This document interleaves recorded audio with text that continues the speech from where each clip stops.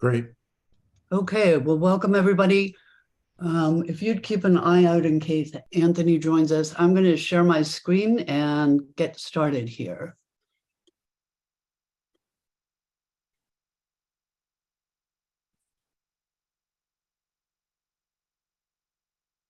So I have a short presentation just to run through basically Promontory Point, since not all of you have had the great pleasure of being there. So I don't think this will take very long. I just want to run through some slides so everybody has a sense of what the limestone revetment looks like, since that's the real issue at hand. And then we can talk about and discuss the SOI treatment standards. So this is Promontory Point. There's an east part and a west part. The east part is what we're concerned about. So from the middle of 54th Street on the south side to the middle of 56th Street on the south side, we have this man-made peninsula with this perimeter of limestone, and we'll look at different parts of it. So to understand a little bit about the preservation standards and how they might apply, I believe it helps to understand how the point was constructed. Like a lot of the Chicago lakefront, it was part of a really brilliant pioneering engineering effort of lake fill to control Chicago's wilderness, which is Lake Michigan. So here, the point is being filled. This is in the 20s. It's mostly sand and debris.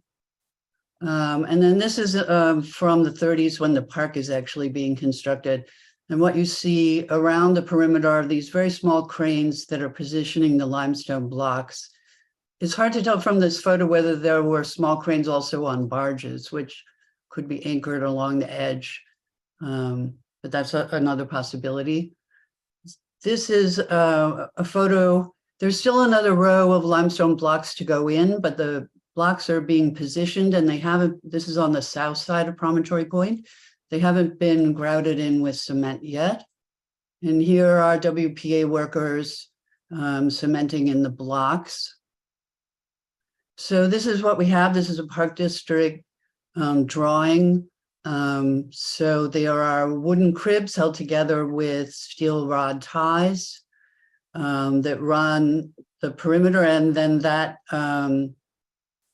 the area between the two wooden piles is filled with rock and rubble, and on top of that was placed the limestone blocks. This is very simple, but this is basically what we're talking about, and it's helping us identify what the significant historic features are. So this is just from what used to be the Chicago lakefront. At Promontory Point, we have more stepstone blocks forming the revetment down to a promenade. This is a drawing from 2003 by Charlie Shabika. So what it's showing is a possible rehabilitation for ADA compliance, where it's maximizing the limestone and minimizing concrete for access to the water and to the promenade. But you can see the green underneath pinnings are the wood piles, and the steel sheet pilings are one engineer's options for how to shore up that piece of the structure. So we have 4 SOI standards, and we'll come back to these in a moment. But we believe that preservation, restoration, and rehabilitation are all applicable at Promontory Point. Reconstruction doesn't really make sense, but we can talk about that. So what does it look like to repair, restore, and rehabilitate it? It presumes that we already have a design, which is the stepstone limestone blocks down to a promenade, and then we don't need to do a design study. We just need to study how to fix it. So this is on the south side, which comes up against the 57th Street beach. What you can see is that the stones are mostly intact in place. Doesn't get as much storm wave energy as other points of the point, so it's in pretty good shape. There are some stones along the edge where the crib's failing and they've fallen into the water. This is a photo from February, so fairly recent. This is on the north side. So on both sides of the south side and the north side of the point, you have many swimmers, and particularly in summer days, there'll be hundreds of people out on these blocks and in the water. So part of what's happening is there's easy access to Lake Michigan. Here you can see a place on the right where the limestone blocks are rubble mound, but the rest of the blocks in the promenade or on the steps are in pretty good shape. They need to be repositioned, but the promenade is deteriorating. This photo on the right is older when the water level's higher, and the photo on the right, I'm sorry, the left is from a couple years ago. On the right, it's even lower than what's in that picture. I think that's from last spring. Mm-hmm. But Jack, you... No, so I just wanted to say that. So, so with some of those limestone blocks being damaged, in that promenade, the SOI treatments would say that you would replace them in kind. This is photos of from Bloomington, Indiana, where the city's trying to turn a quarry into a park. But you can see these waste limestone blocks, and the point itself, those limestone blocks are a recycling project. They were quarried mostly from Bedford, well, all from Bedford, Indiana, where the quarries are. And they were blocks that had blemishes or fissures or something that made them inappropriate for building facades. So they weren't used on the Pentagon or for the University of Chicago campus or for downtown Chicago. So this is in Bloomington, but if you go down to Bedford County and drive around the quarries, there's mountains of these refuge blocks available. Indiana would probably pay you to take them away. So that's the north side. On the east stretch of the point, which is the tip, particularly the northeast tip, this is where you see the most erosion damage. And as you can see, what the community calls the coffins was the Park District's effort in 1964 to solve some storm damage erosion problems. So they threw the promenade limestone blocks into the water, and they built a concrete promenade, and they put these wave deflector blocks in. So what happens is that what's happened over the last couple of years, the 2007 storm, 17 storm, 18 storm, and 20 storm, this is where the worst erosion is. It appears that the fill underneath the platform is eroded, and what's happening is it's forcing the limestone blocks to tip back into the parkland. So this is a drawing from the 2002 Cyril Galvin Marine Engineering Report. So here's the concrete platform with the coffins. It's supported not by the wooden crib, but it has its own concrete supports and steel supports, steel supports.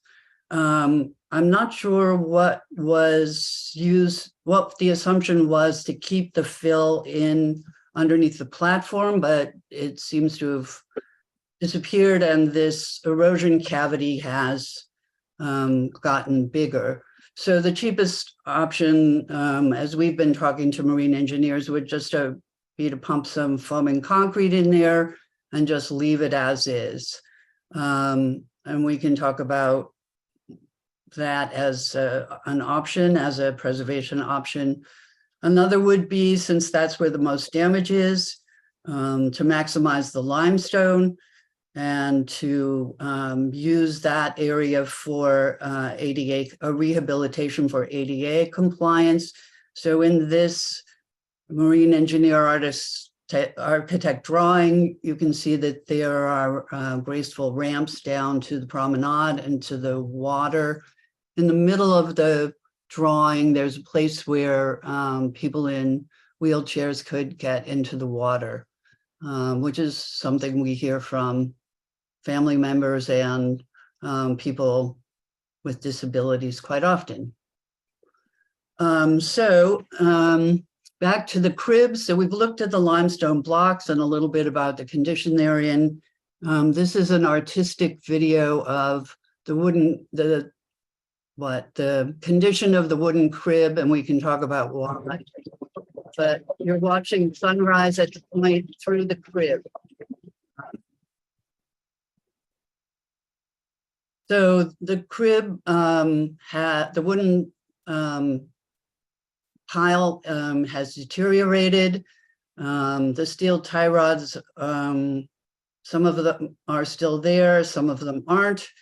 And the crib becomes a really important feature for discussing in terms of a preservation approach at Promontory Point. Do you want to talk about how they started eroding? Oh, whoops. They're pretty stable if they're always dry and pretty stable if they're always wet. But the rising and falling lake levels have managed to make that wood rotten out pretty quickly. I mean, 85 years is pretty good, but much of it is now rotten and obsolete and no longer functional. Oops, okay, sorry, the cat just walked on the keyboard, so we have to watch a short video again. Okay. So back to, so that's the state of Promontory Point. And we're now to the preservation standards. So we have preservation, retain and repair, restoration, replace and reconstruct damaged materials with existing in-kind materials, and rehabilitation by preserving the historic significance, give new use or a new purpose. So that would be something like the ADA compliance. And we can open this up to discussion. Yeah, thanks for watching this, guys. What we were hoping today was that there are a lot of professional preservationists on the call who have experience using the treatments, and just we're open-minded to whatever somebody wants to say about what works, what doesn't work. And this is a chance, I think, for the Conservancy people and for the Corps people to listen to some people that have been on the calls that we've had, but haven't really had a chance to speak. So if anybody wants to start, CJ or Kendra especially, just with your thoughts about what you've just seen and what we might do in terms of the treatments. Hey, this is Kim Sabo. I do have my hand raised. If you wouldn't mind. Please. Sorry. Go ahead. No problem. So I just was hoping to share my screen with a slide that is a lot less nice than your slides. Hang on. I think you might have to let me share. It's really just the regulatory language on the treatment standards. It's very boring. It's black and white. Okay, hold on. I have to log in to change whatever settings are on. I guess I just thought it might be nice to look at the specific regulatory definitions, like not summarized, but I want to see if we can have just make sure. Let me see if I can pull those up. I have them elsewhere. While we're figuring that out, can Chris Daniel also has his hand up? Can he talk while we're figuring this out? Is that possible? Please. Of course. Sure. I imagine Kim's talking about 36 CFR 68 is what she's talking about.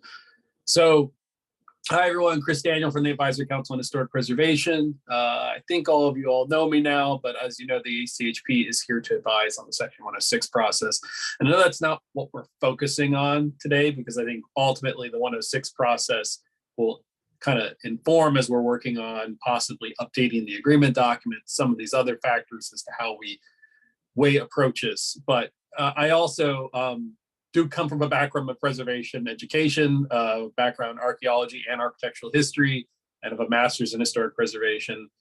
So I just want to share my perspective on the standards just to kind of help inform it, because I don't get to apply them very often anymore. I applied them when I worked for the Army.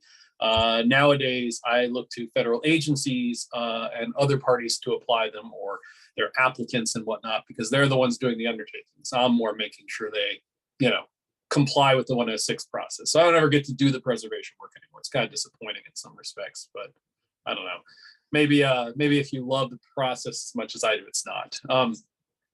And so from my time working with it, I think in particular, and I think you're right, Deborah, that we're really not talking about reconstruction here, because reconstruction is obviously talking about when we don't have a property, but we have enough plans to reconstruct it. So, this building was destroyed, but we have the drawings of, I don't know, a famous architect like Latrobe, and we can rebuild his structure from those plans.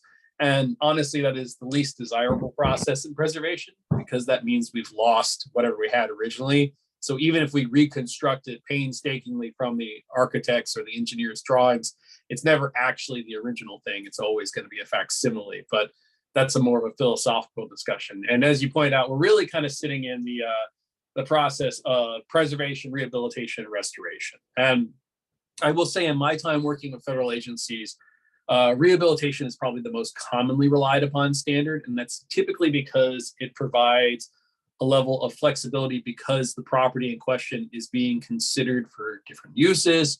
There's modifications envisioned, there's alterations being proposed that would otherwise not be allowed, particularly under the preservation standard, which usually focuses mostly on stabilization and minor repair and retaining what is there. So a lot of times with preservation, it is almost like a bell jar of capturing a property. We're going to preserve it in place and try to maintain it. We'll stabilize where we can, but we don't want any major changes to occur.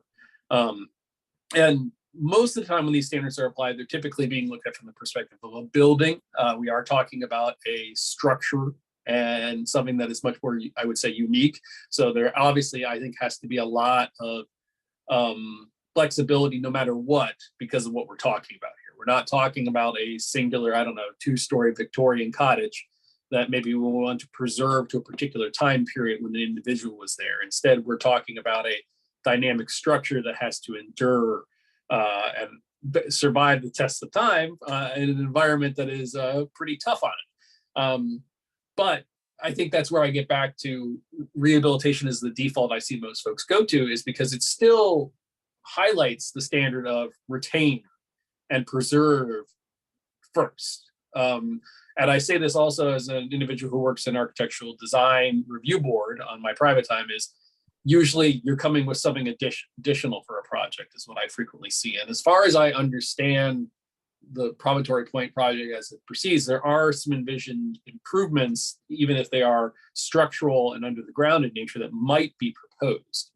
And that's why I usually see the Corps and other agencies go after rehabilitation, because when those techniques come up, they may not have been the same techniques that were used when something was originally constructed. Now, my preference always is that obviously first and foremost, it's, replace in kind, repair, maintain in kind first, and then we go to secondary decisions. And that is why rehabilitation tries to prioritize those approaches. So that's the technique that I'm, most familiar with in my time working at the ACHP and my time working with the Army in architectural history.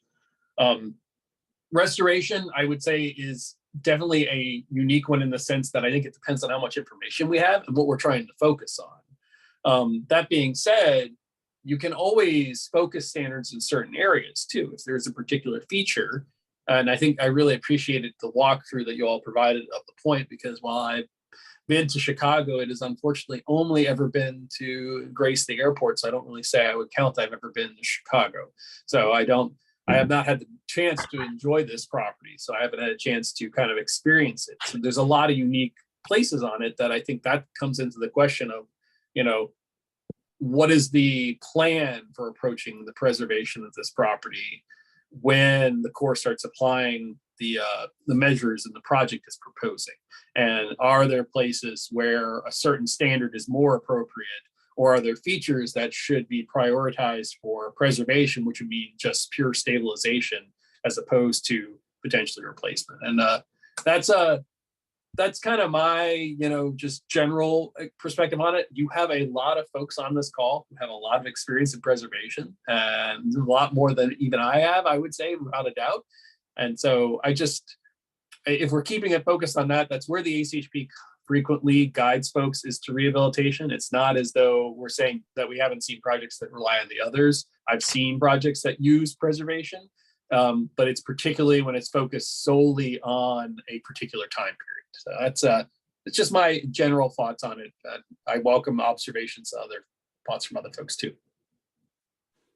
So Nancy Brighton, and then I'm hoping we can hear from some of the preservationists, because they have exactly these kinds of masonry projects before. Please, Nancy. So I wanted to point out two things, and I'm grateful for Chris for running through that. Part of understanding a treatment is also understanding two other things. One, what is being proposed? And I think that's part of, when, here's the thing, we're jumping into standards, and I don't know that we've necessarily, I feel, and I know I'm a little late to the game, but when I heard on the meeting last time, and I was on the meeting in December, I don't, understanding what the problem is and what we are doing with this structure in terms of the Corps is proposing, because what you're getting into is some sort of mitigation, and also understanding, as part of your discussion of the point, you went into some of the construction features, and I'm sure that's part of it, but also, and you may all know this, and that's where I feel like I came in the middle of the movie, is what makes this a historic property? Is it the construction techniques? Is it part of it? Is it that it's the shoreline protection? Is it part of the park? Is it all of those? Because what we need to make sure that we keep in mind and have a laundry list of, to understand the treatment, which is probably going to be rehabilitation, as well as knowing what will go into that, is understanding for this particular structure very clearly, and everybody having the same understanding, what those features are, to be able to, you're already jumping into where you can get material, but that material, that size has to fit a purpose for it as the historic property in color and size and quality, as well as for what it needs to do, which is be the storm protection too, in addition to this very neat, cool, awesome structure that's part of the park that allows people to get to. So it's got to be multifunctional.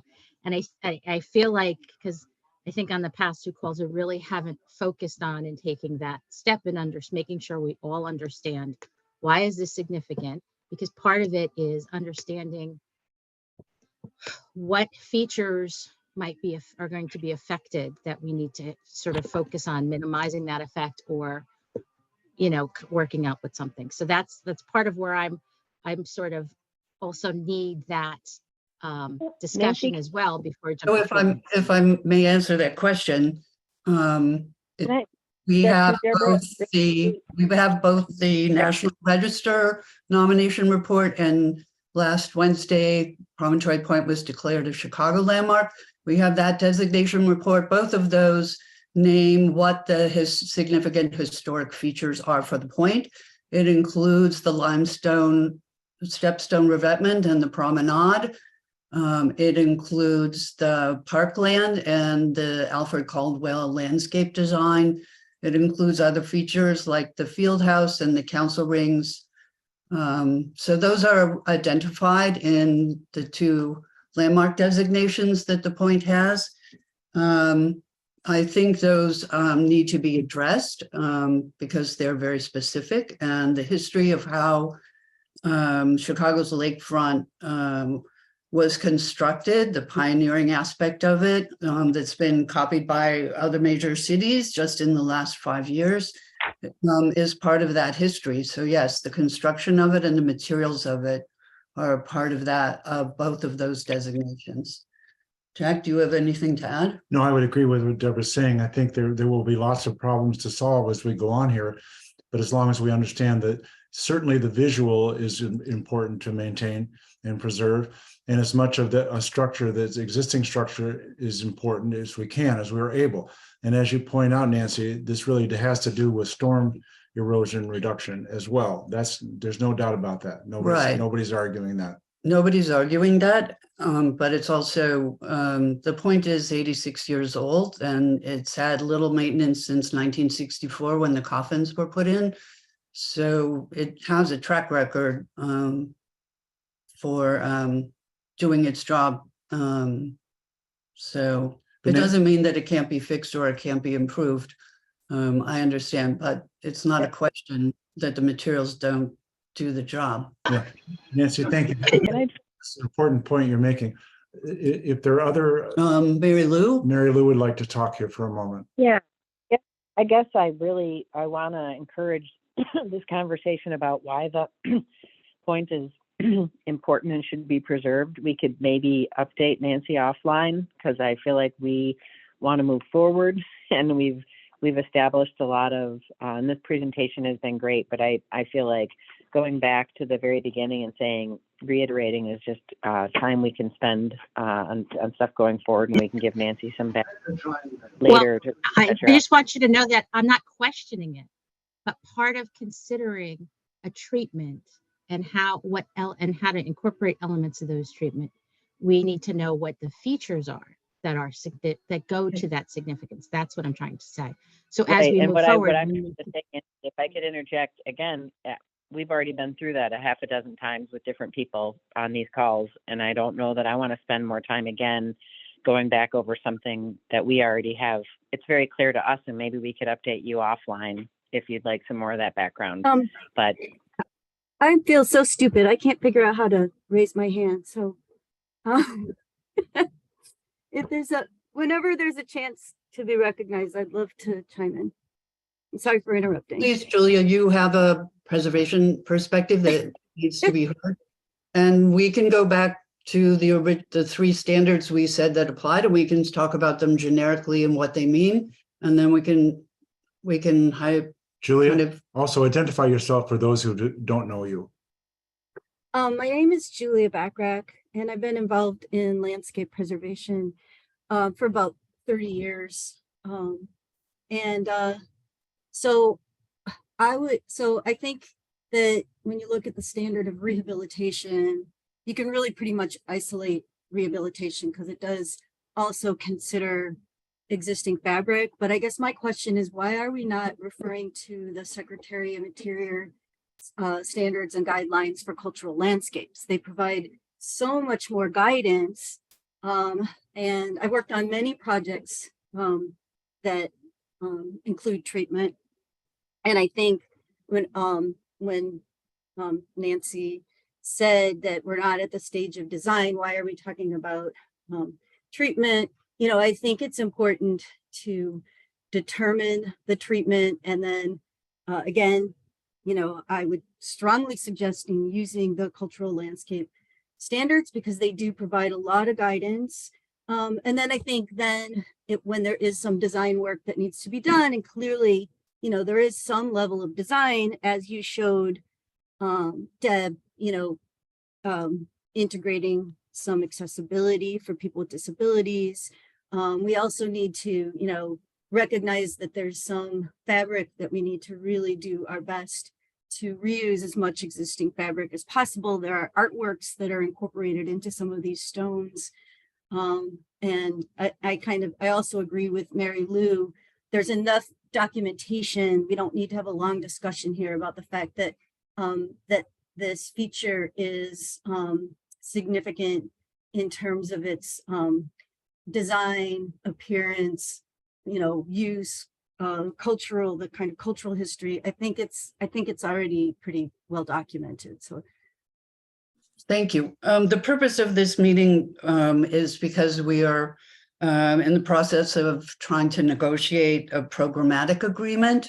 And we called this meeting as a way of trying to come up with a common language that we could use for addressing Promontory Point and preservation issues. So it was trying to have a discussion about what the standards mean and how those standards might be applied at Promontory Point to get to some kind of consensus.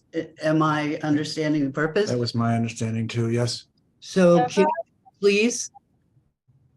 Deborah, I totally agree with that purpose for the meeting. I think this is a great opportunity to communicate about how we're interpreting these standards.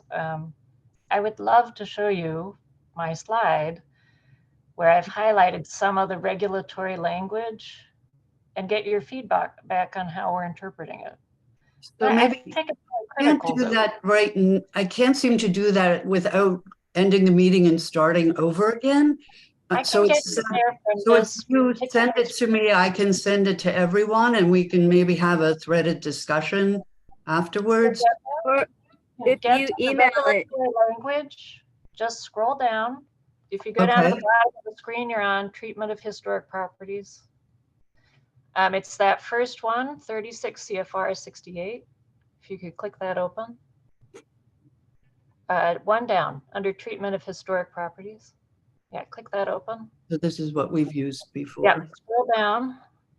Oh, you've got the actual regulatory language here. So if you Right. just keep that up, I can point out words that I just like to say, this is how I'm interpreting this. I don't know if you can zoom it in so people can read it. It's a little tiny. It's tiny. I'm not sure I can. Okay. So here's some words that jump out at me with each one of these. And I'm a lawyer, so I'm like just focusing on the words. And I'd love your feedback as well as the experts' opinions on these. So if you start with the definition preservation, some of the words that jumped out at me were, this is work that includes preliminary measures to protect and stabilize. It's that second sentence. And it says it focuses on ongoing maintenance and repair rather than extensive replacement and new construction. So I'm interpreting this as those areas where the limestone has fallen down, this is not preliminary measures to protect and stabilize. We might have to do some work underneath to create a new crib, maybe with steel, that doesn't seem to fit preliminary measures or really. It's not clear yet. So we've talked with 5 different marine engineers with preservation experience.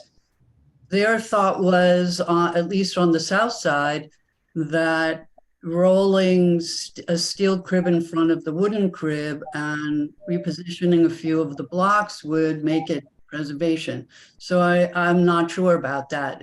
It depends that it would be maintenance rather than rebuilding it or reconstructing it, which is more restoration rehabilitation. So we're not sure. We're not sure about the condition there, and it may in fact apply. It's just a possibility to keep that alive as a potential for discussion and for investigation. Yeah, there's no reason to dismiss preservation, especially on the south side, where it's obviously a little repair and some good maintenance would make a lot of difference there. I mean, there are different areas at the point that need to be thought of in different ways, and this preservation and treatment plan might be very appropriate. We don't know that yet, but it's certainly not to be dismissed. Yeah, there's no single treatment for all of promontory points or revetments, is what we're There's saying. no cookie cutter treatment for the whole thing. There are different conditions, clearly different conditions. Understood. I guess going on to rehabilitation.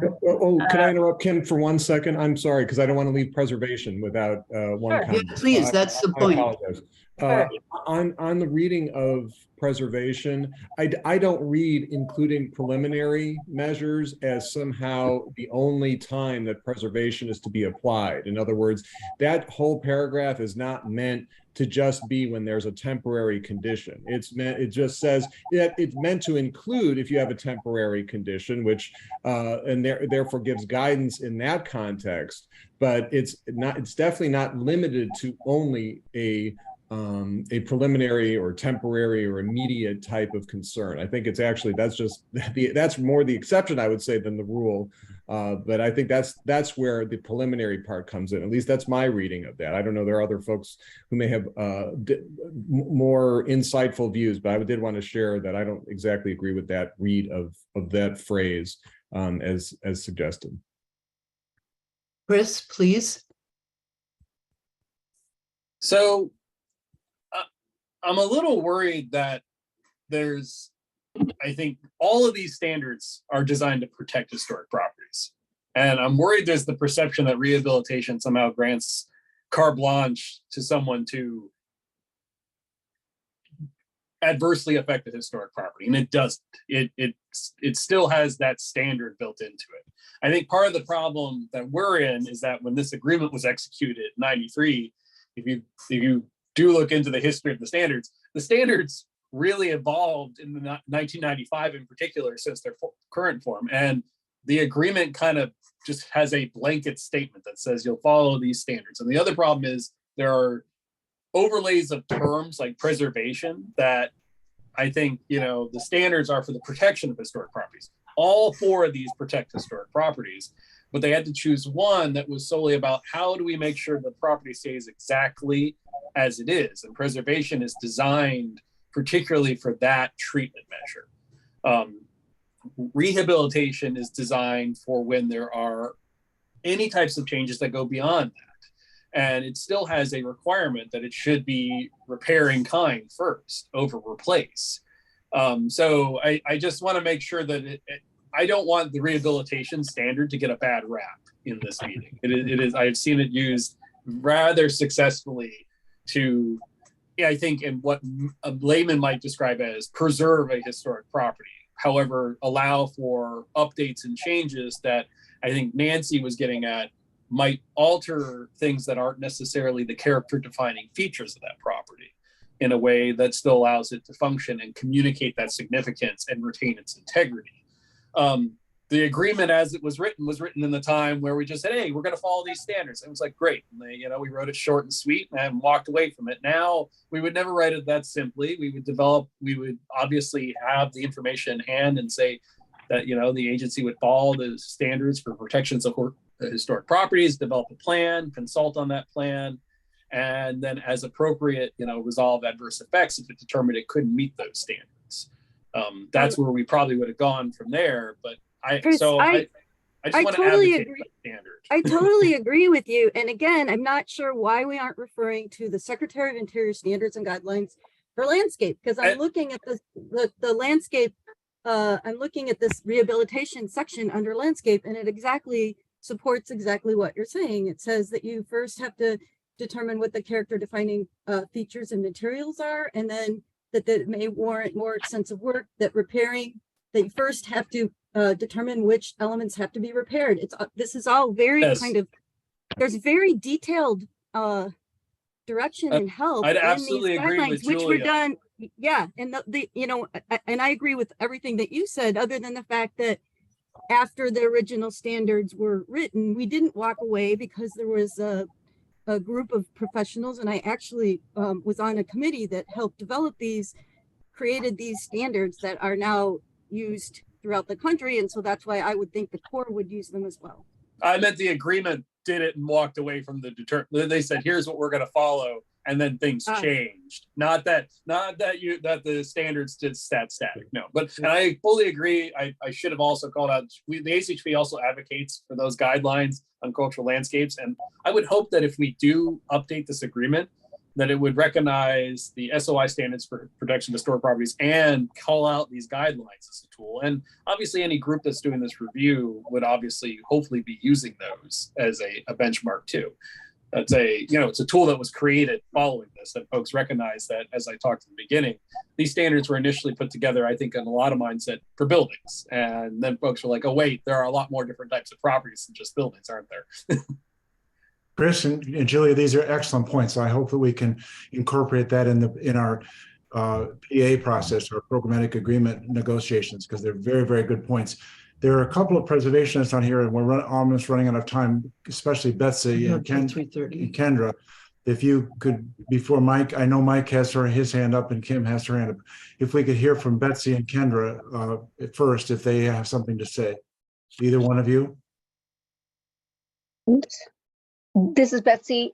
I actually don't have anything to add, and I'm anxious to hear what Mike has to say. I don't know if Kendra wants to chime in, but this is a very useful conversation, and I don't have anything substantive to add. So thanks for including us, but I'm eager to hear what Mike has to say too. Okay, Kendra? Yeah, I think I'm also eager to hear what Mike has to say. I think that, I appreciate what others on this call have already said, which is that, that rehabilitation is not the enemy here necessarily.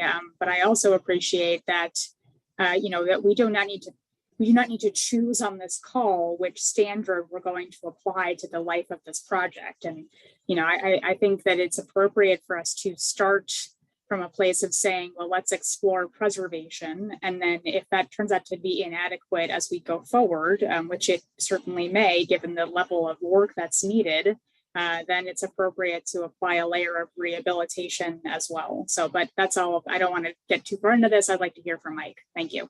Kendra, thank you. Mike, please. Oh yeah, so I just wanted to mention one thing, and I want to make sure you understand I'm not disregarding the cultural landscape standards at all. I think it's interesting. I didn't know that they even existed. But I just want to remind everybody that the law that we're using for the third-party review actually cites the standards as the historic preservation standards, or whatever the term is. I just wanted to remind everybody of that. That's all. I mean, I'm not saying we're going to discount the landscape guidelines or anything like that. I think anything that sheds a light on how to move forward with this, project is a good thing. But just to remind that the law doesn't cite this standard; it cites the other one. That's all. Well, Mike, maybe we can address this in our PA negotiations, because it would be very, very useful, as Julia has pointed out, and Chris as well, to be able to use those standards for our enlightenment on this project. Would that be okay with you? I think so. I just, when we look at Congress gives the Corps of Engineers money and it's based on a law, we just have to be very, very careful that we follow the law. That's all I'm saying, and again, I don't want to discount the landscape guidelines at all. And I think they would be something very interesting to look at. And I defer to Kim as we move forward on, negotiating the changes to the MOA about what would go in there regarding anything like the landscape guidelines. Mm-hmm. So the 1993 MOA does refer to preservation, rehabilitation, and restoration in that agreement. So it seems like what Chris has been saying is that legal document also has some weight here. Kim, please. Yeah, I guess just to the first point, we do have a draft for the PA amendment, and certainly if the guidelines are not, mutually exclusive from the the statutory citation, we can talk about them and how they fit in if there's not a conflict between legal standards. So we can look at that. I really just wanted to, I don't think you can actually see the definition of rehabilitation in this font size, but it does say rehabilitation means the act or process of making possible an efficient, compatible use for a property through repair, alterations, and additions while preserving, uses the word preserving, those portions or features that convey its historical, cultural, or architectural values. So to be honest, and I'd love feedback, you know, when I think about, hey, those rotting timber cribs may need to be replaced with steel or something underground, that might be in the category of rehabilitation because we're needing to repair and alter it. You know, I don't think we want to put in-kind timber crib back, right? No, But it could be restoration, Kim, you're absolutely right. And I think upgrading, a limited and but sensitive upgrading of Yeah. mechanical systems, etc. let So, me just finish. I think So, last I time, we're not against. yeah, we're not the crib against. is not the issue. We're not Steel, against what's we've never been steel opposed to updated. steel. I showed a slide earlier Yeah, showing steel replacing the this wooden is cribs. not a problem. We Yeah. agreed on it last time. We understand that there may be some stuff that we don't see underneath that has to be updated in a totally different way. That's not a problem. We just isn't need. that rehabilitation? Because Yes, the question is, and just let me finish. It says, you know, rehabilitation still requires us to preserve those portions or features that convey its historical, cultural, or architectural values. So if we're preserving the limestone look, but replacing the crib underneath with steel or whatever, that honestly seems more like rehabilitation, because preservation says we have to maintain and repair historic materials. So I'm really wanting this discussion to make sure we have a meeting of the minds. I want you to understand what we're thinking, because it seems like we could use modern materials underneath to ensure the compatible use of storm shoreline protection, while preserving those elements that really are the historically significant aspects. Yeah, I agree. And I think quoting from what you're talking about, it says the limited and sensitive upgrading. And I think that's what we're talking Under about now. restoration. Under restoration. Yeah. All three of these treatment standards are going to come into play. Exactly. We're asking that we understand from what Chris said, that rehabilitation could be very, very useful in portions of this project. We're just standing. I have a question about the definition of restoration. It says restoration includes depicting the form of a property as it appeared at a particular period of time through removing features from other periods and reconstructing missing features from the restoration period. And that may apply to parts of the point and it may not. I think what we're opting for is that all three of those treatment standards might come into play. We're just trying to keep them all alive for the purposes of this discussion and for talking about the PA. We're just not comfortable saying only rehabilitation. If you're saying, we're not trying to get you to read anything. I want you to understand how I'm reading these. And I'm appreciating other folks' input, because I don't think you're interpreting rehabilitation as just, I don't know, destroying everything in concrete slabs. no, we're not, Kim. That's not what it is. It's preserving the historic aspects. I think there are other companies that are problematic. I think Can I Chris interject explained really- this beautifully, and I think we stand for what Chris said. If you agree with what Chris said, we agree with what Chris said, we're fine. Okay. That work for you, Kim? Yeah, I mean, I think we're trying to ensure, and you know, I'm just trying to ensure that I understand what you're thinking, and I'm trying to explain how we're interpreting the language here. I think we're not really arguing here. I think we understand, and we have a common understanding of this. All three of those treatments might come and be useful to us, and we'll deal with them as they come, just exactly as Chris mentioned. I am really fond of and happy with what Chris said. Okay. Chris, do you have more to say then? I'm glad you recorded me, because I'm like, oh wow, I hope what I said matches up with what this is why I think I am very happy that everyone is amenable to the idea of amending the agreement document, because I think we can more clearly codify that expectation in this, particularly because as was mentioned, the landscape guidelines came out after this. And while they're not part of the regulations, they are guidelines that, well, again, they're guidelines, which is a great thing for obviously an agency to consider while they're going to be working to put together a design. Hey, not only are there these standards that were, developed in the regulatory process, the Park Service with the Department of Interior has developed guidelines for this particular type of property, a landscape, that can help inform decision making. All those guidelines do is actually take what the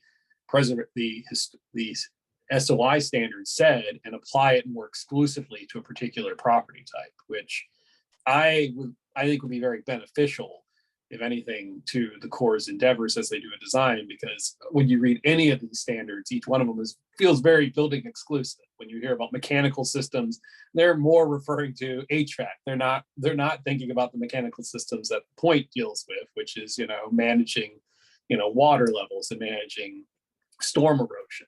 So I'm hoping that can help clarify this, but I think if there's an agreement on the mutual understanding that rehabilitation was not being devised as a way to eliminate those materials, then I hope we're out reaching a better understanding, I guess. I just want to candidly recognize that there's a lot of history with this project that myself and others are coming into later in the game. And my endeavor here is to get us with an agreement that will allow the Corps to maximize its consideration for this historic property as it makes a design here, in the way that would hopefully result in protecting the features that make it eligible. And if that can happen, that's ideal. I'm not an engineer, so I can't guarantee that, but I'm hoping that's where we can get to. And if we can't, we have a plan for how we can work through those. So that's maybe I'm a pragmatist, but that's when the Conservancy walked the point with the Chicago Park District and CDOT on October 18th of last year, CDOT floated what they called their current plan, which was the removal of all the limestone, a concrete revetment with a limestone veneer pasted on.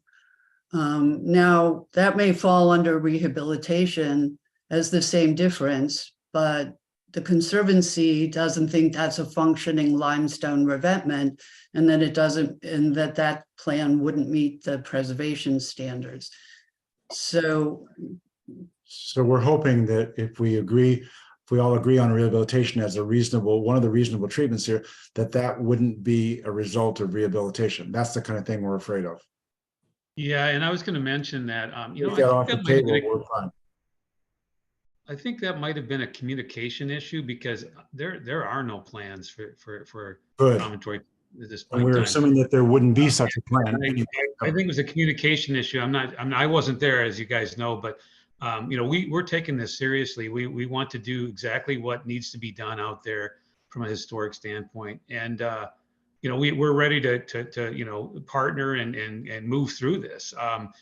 I think that that idea that you guys mentioned, again, that is not a plan that exists at this point in time that I know of.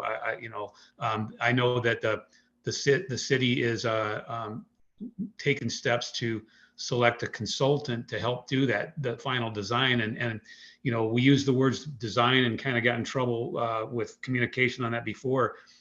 There is no design, and I think you guys mentioned earlier, that there already exists the design of how it was designed at the beginning, but that would be a misnomer as well if you're going to do something with the foundation and do something different than wood cribs. That you would need to have a design for something other than wood cribs potentially. And so, like I say, we just have to be careful using that word design. The third-party review and the work that the city will do, with a consultant, it's just it hasn't really even begun, and we're going to be going through that process to arrive at a solution to this problem.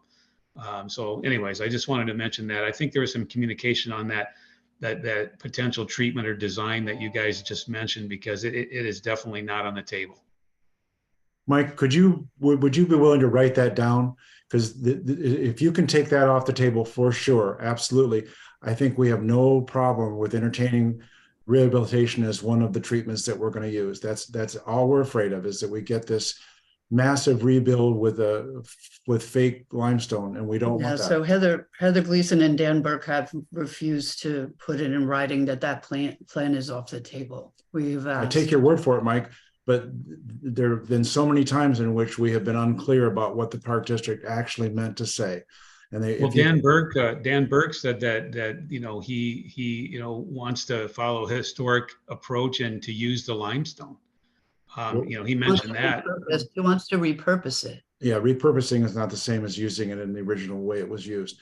So anyway, I don't think we have a problem with using rehabilitation as one of the treatment standards, but it would be very reassuring if something publicly could be said, repeating what you just said, Mike. I don't know. Well, again, this process, we want to partner in this. We want to partner in this process. And again, my understanding from what the city has told us is that, that old plan with concrete and just stamping it is not part of the plan anymore. That they want to go limestone and do it, the way that we've been talking about today. As far as putting something in writing, I mean, I don't think Kim would let me until we get farther down the road, but I'm confident that we're going to follow what you guys are talking about here, to find a way to use everything there and look at maybe the underpinnings and try to solve that problem, but use the limestone. So Mike, this issue is discussable as part of the PA discussion? Yeah, I'm not sure how we end up, what the final language would be, but I believe that, we can talk about these standards. And I think that's more in Kim's wheelhouse about what the actual language would say. Well, maybe. Yeah, I mean, I think Chris has his hand up there. Chris, go ahead. Well, I just wanted to say, because I that was very helpful, Deborah and y'all, to kind of let me know what that fear was, because I was kind of trying to understand what was the worry about, rehabilitation, what would it potentially bring? And one of the things, now obviously we're under an existing agreement as is, but one of the key things of this agreement is, as this design is engineered, there is consultation. I'm going to throw them under the bus a little bit here with the State Historic Preservation Office. And one of the things that your State Historic Preservation Office would be considering in any design submitted would be how those standards would be applied. And I have strong faith in the Illinois State Historic Preservation Office, as well as the other 56 SHPOs I know, that if they saw a plan that purported to be something that was using those SOI standards and was claiming rehabilitation and was mostly just pure replacement, I have a feeling they would balk at that idea and say, this doesn't appear to be meeting those standards. And so while I'm not assuaging your worries, what I'm saying is the agreement as stands, that's what I like about 106, is it allows that chance for folks to opine and say, you say you're following the standard, but based on what we understand, based on the guidelines that exist, this seems to be not actually, replacement in kind or repair in kind. This actually seems to be wholesale replacement with new materials that aren't appropriate. And the agreement provides that conduit as written. And I'm hoping that when we go through an amendment process, we would continue to maintain that opportunity for that continued dialogue to happen. Setting aside any of these third-party reviews that are all these other things, just in this agreement process, that chance to make sure that groups that are here today, who are also consulting parties, can provide their input to the core, not just the SHPO, but I merely single out the SHPO because they are a required signatory to an agreement. So they're kind of that representative for all of us who may or may not be a party to the agreement at any point. So that's my confidence here. Though I respect your healthy fear. Thank you. Thank you very much. Thank you, Chris. Kim, did you want to say something? Anybody else No, want I'm to say something? I have one suggestion as we're working through this process and this very helpful discussion is, understanding the concern, particularly under rehabilitation, that on the one hand, there really is, I think you'd find extraordinarily, strong cooperation and help in regards to the issues about, getting a better foundation in place and utilizing whether it's rehabilitation or whatever else is appropriate to do that.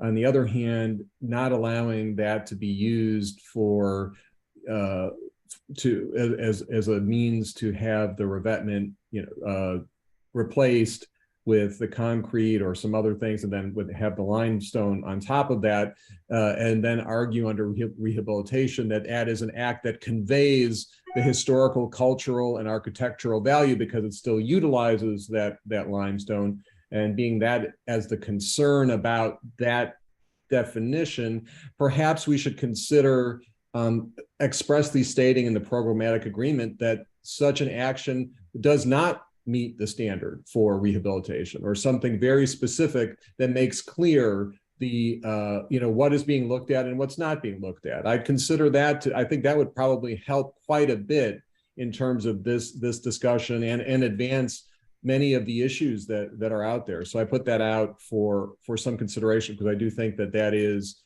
at a crux at one of the issues and concerns about the broadness of that definition. Jack and Deborah, maybe I've misstated that, but I was thinking that. No, thank you, Michael. Dave? Dave, please. Yeah, I've been listening to this, and I think it's been a good discussion. But what I haven't heard, and I want to make sure that we all are in agreement, or just that the perspective is laid out there. This project is authorized as a coastal storm damage reduction project. And so the federal investment in doing whatever is done at Promontory Point has to achieve the function of a coastal storm damage protection project. And so everything that we've talked about here is, preserving, keeping the existing structure to where it is intact and it looks as it does today. That's all well and good if we can find a way that it still functions as a coastal storm risk management project. That is what we have the charge to do and the authorization to use federal funds. If we cannot find a way to preserve this, or however, where it will not maintain that functional status, I don't know what we do. But that's where I see the big problem. We want to preserve this thing. We want it to be as it is, but it needs to maintain that functional aspect. Because if it doesn't, then there's no reason for us to use federal funds to implement this project.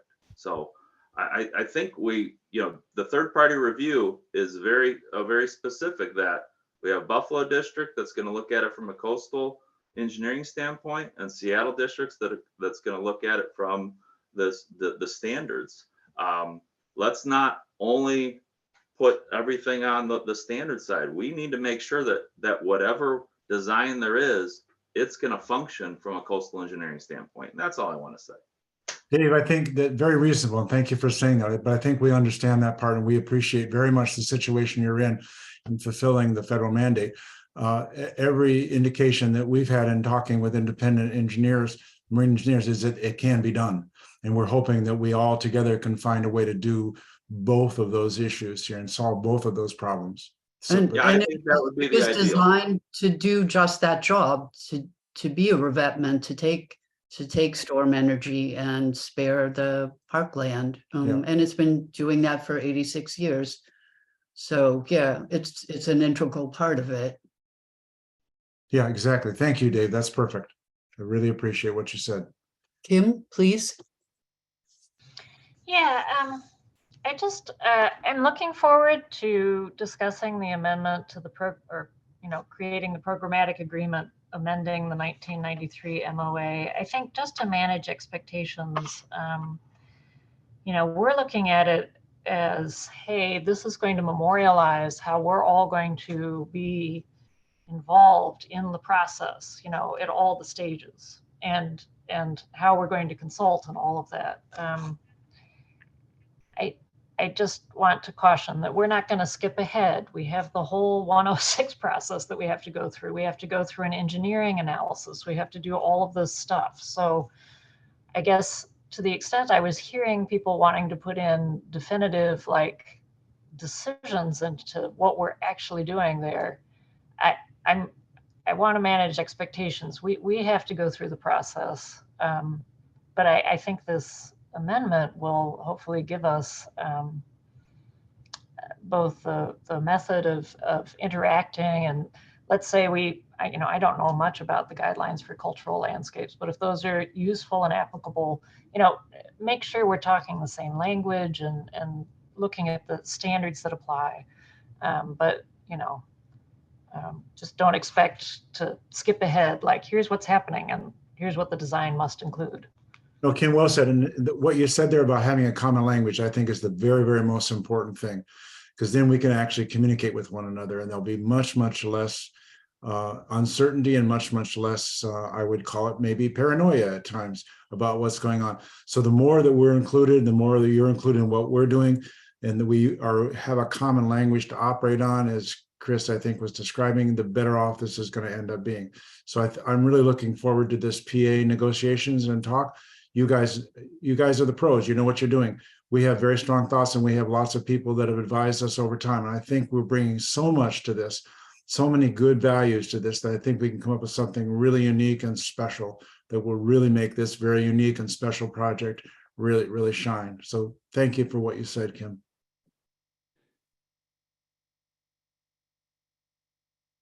Anybody else have something they'd like to add at this point? Well, thank you. I agree with both y'all and Kim that if we have a PA with a common language, I think we'll be operating in a much happier place.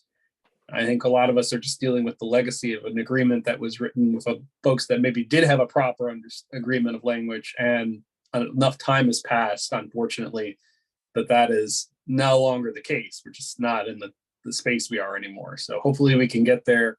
The ACHP is looking forward to the Corps providing a proposed set of revisions. We'll be happy to provide our feedback on them as well, so that hopefully we can expeditiously get to a document so that the Corps can get back to doing what they want, get to doing the designing that would get us to an actual, repairs and protection to this property that we all care about. Chris, thank you. I want to say one more thing though. Chris is going to be involved in this PA, but it goes back to something that CJ and Anthony said almost a year and a half ago about this would be a really good way to go. And I want to give them credit for their insight and their leadership on this particular issue. So the SHPO has been really valuable in this process, and I assume will continue to be. So thank you, CJ. And has a lot of invaluable experience with PAs. And they've been involved in this project since way before the beginning. Okay. If that's the end, I want to thank all of you very much. And I'll make the recording available. And we'll be meeting, I believe, in 2 weeks on the 9th for the next round of discussions about the PA. Thank you all very, very much. Thank you. Thank you. Thanks. Thank Bye, you. everybody. Thank you. Thank you. Bye-bye.